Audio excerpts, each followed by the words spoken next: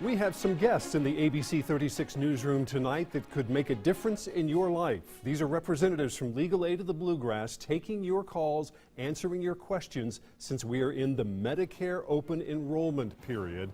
The number to call right now is 859-294-6090. They'll be here until 6:30 tonight. Good afternoon, everyone, and welcome in. I'm Tom Kenny. We will be going back to the folks from Legal Aid of the Bluegrass, and we'll talk more about this open enrollment period, the questions you need to ask so you can get the best coverage for your health needs and your budget. But first, our top story.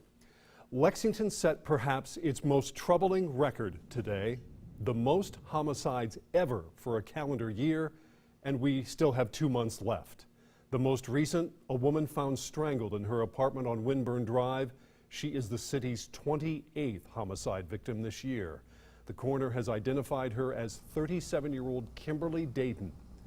Lexington's previous homicide record was 27, set in 1999 and tied in 2001. It was tied again this morning when Anthony Carter was shot and killed.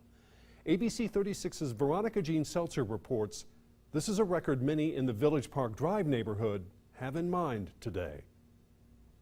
There are still police cars in this neighborhood where the people living here tell me they are very much on edge.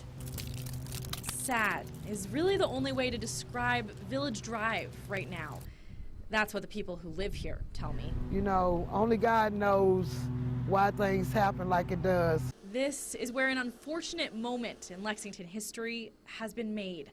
The coroner says 51-year-old Anthony Carter died Friday morning after being shot here around 6:30 Thursday night. With 2 months left in 2017, that ties Lexington's record for most murders in a year. It's not right.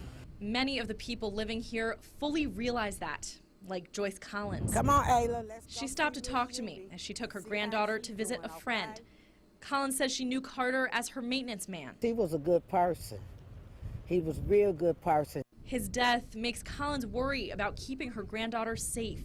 She says it's particularly hard because Ayla's dad is dead, also from gun violence. 3 months before she was born, so, you know, I worried about her growing up. Lexington police say Carter and the shooter may have known each other. If so, that would fit what the police described Monday as the circumstances around a majority of this year's murders. They're not random. Most of them are not random. Officers also say the larger numbers don't overly concern them, citing Lexington's growing population as one reason for the increase. Understandable, but some people, like Joyce Collins, don't care. Collins just doesn't want to hear it anymore. It needs to stop. All this needs to stop. Further proof of how emotional this is, I spoke with these officers. They told me they were called here because a man was going around knocking on apartment doors, insisting he find out who committed the murder. Reporting in Lexington, Veronica Jean Seltzer, ABC 36 News.